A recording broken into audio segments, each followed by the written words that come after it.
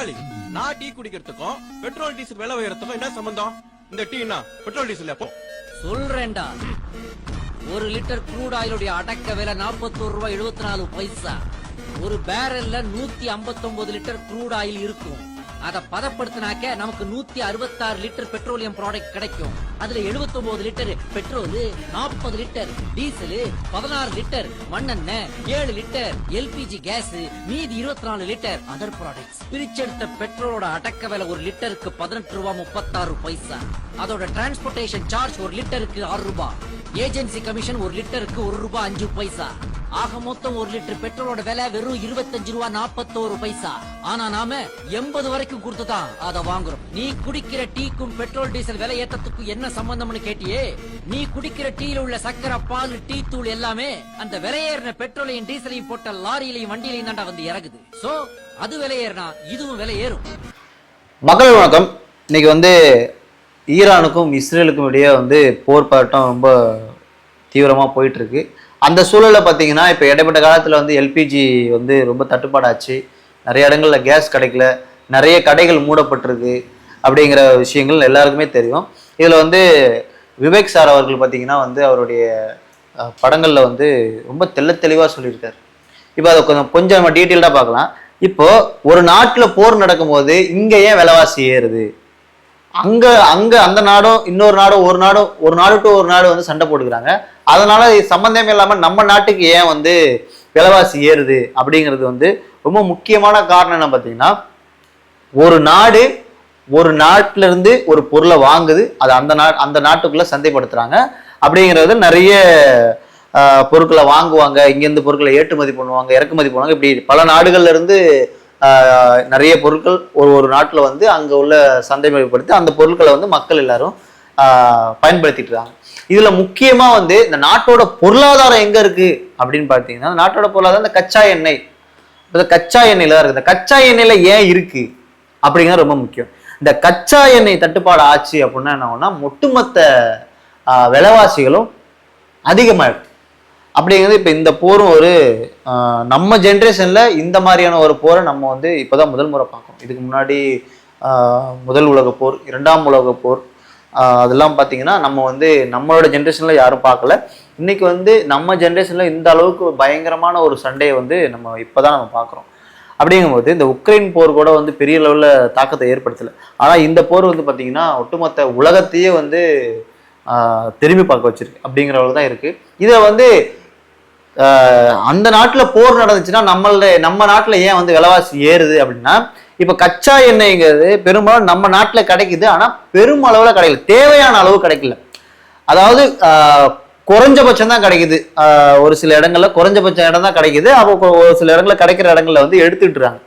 பெருமளவு எங்க கிடைக்குது அப்படின்னு பார்த்தீங்கன்னா, இந்த மிடில் ஈஸ்ட் கண்ட்ரி, அதாவது Kuwait, Qatar, Saudi Arabia, Iran, Israel, இந்த மாதிரியான இடங்கள்ல எண்ணெய் வளம் அதிகமாக இருக்கு. அங்க இருந்தா நம்ம எண்ணெயை வாங்குறோம். எண்ணெயை வாங்கி நம்ம இந்தியாவுக்குள்ள நம்ம பயன்படுத்திட்டு இருக்கோம். அப்படிங்கும்போது ஒரு நாட்டில இருந்து ஒரு எண்ணெயை வாங்கும்போது இங்க டிரான்ஸ்போர்ட் சர்வீஸ் அப்படின்னு ஒண்ணு இருக்குல்ல. இப்போ ஒரு பொருள் ஒரு இடத்துக்கு விட்டு ஒரு இடம் நகரணும் அப்படின்னா அதுக்கு மெயின் காஸ்ட் தேவை.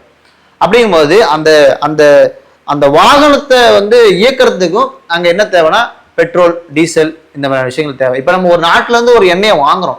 அந்த எண்ணெயை வாங்கி அதை நம்ம பெட்ரோல் அண்ட் டீசலா பிரிச்சு இப்போ பல இடங்கள்ல நம்ம சப்ளை பண்ணிட்டு இருக்கோம்.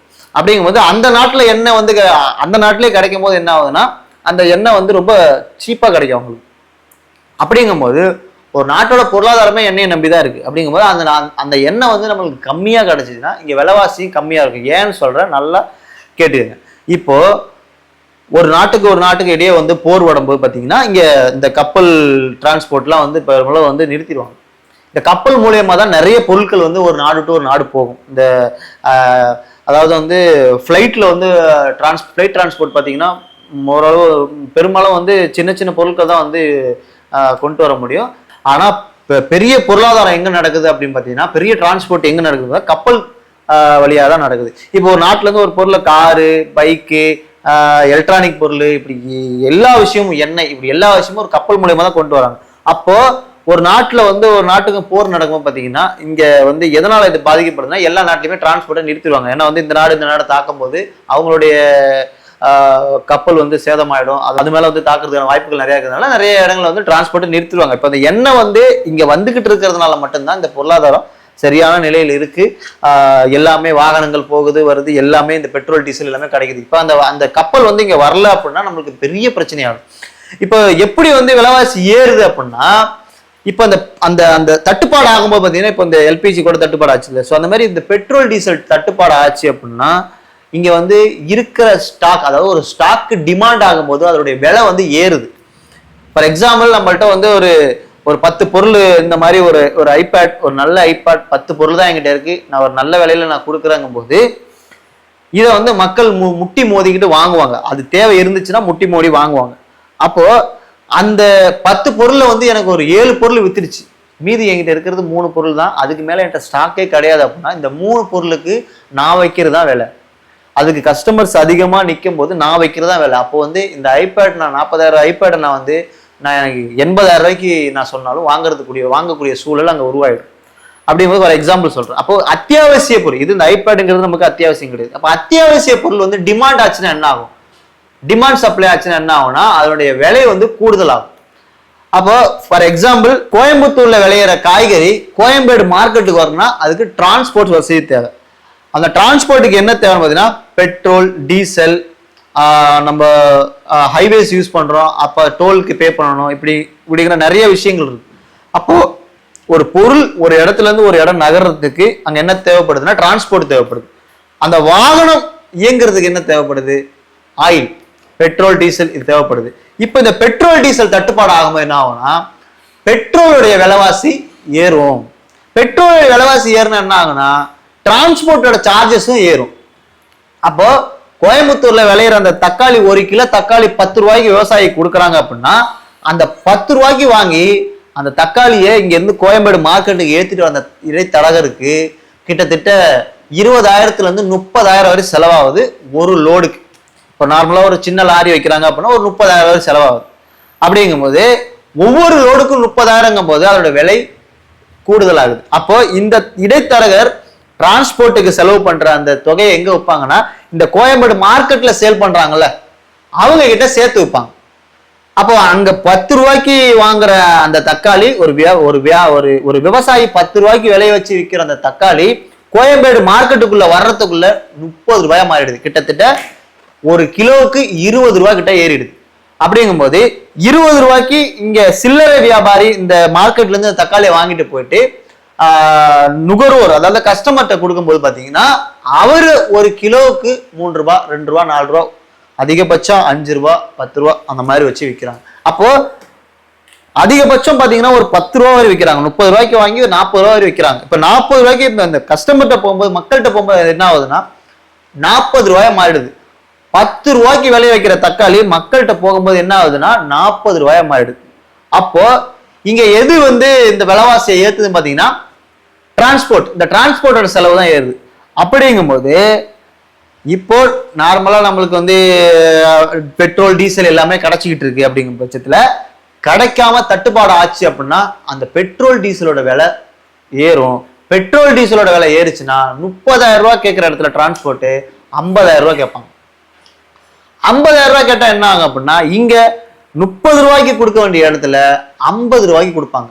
50 ரூபாயில இருந்து மக்கள்கிட்ட போகும்போது 60 ரூபாய்க்கு போகும். இப்படிதான் இந்த ஒரு விலைவாசி ஏறுது. இப்போ தக்காளிக்கே வந்து இந்த அளவுக்கு விலைவாசி ஏறுது அப்படின்னா ஒவ்வொரு பொருளும் நம்ம யூஸ் பண்ற பால், குடிநீர், அரிசி, பருப்பு, எலக்ட்ரானிக் பொருள், இப்படி எல்லா பொருளுமே நம்ம உபயோகப்படுத்துற எல்லா பொருளுமே உணவு சம்பந்தப்பட்ட பொருளா இருக்கணும், எலக்ட்ரானிக் சம்பந்தப்பட்ட பொருளா இருக்கும், எல்லா பொருளுமே ஒரு இடத்துல இருந்து ஒரு இடம் நகர்றதுக்கு டிரான்ஸ்போர்ட் தேவை.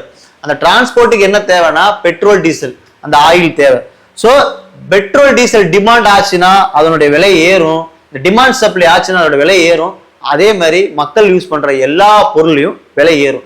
இதனாலதான் ஒரு நாட்டோட பொருளாதாரம் எதுல இருக்கு அப்படின்னா கச்சா எண்ணெயில இருக்கு. இந்த கச்சா எண்ணெய் தான் வந்து உலகம் முழுவதும் சப்ளை பண்ணக்கூடிய முக்கியமான ஒரு மெயின் சோர்ஸா இருக்கிறது இந்த கச்சா எண்ணெய்.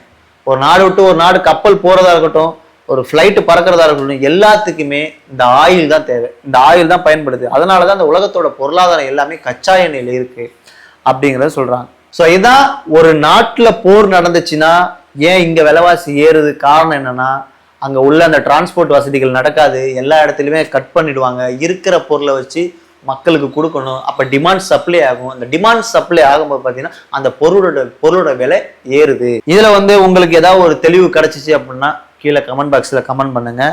மீண்டும் உங்களுக்கு ஏதோ ஒன்று டவுட் இருந்துச்சுன்னா அதையும் கமெண்ட் பாக்ஸில் சொல்லுங்கள், அந்த டவுட்டை நான் கிளியர் பண்ணுறேன். நம்மளோட சேனலை இதுவரை சப்ஸ்கிரைப் பண்ணாமல் பார்த்துட்டீங்கன்னா சப்ஸ்கிரைப் பண்ணிக்கோங்க.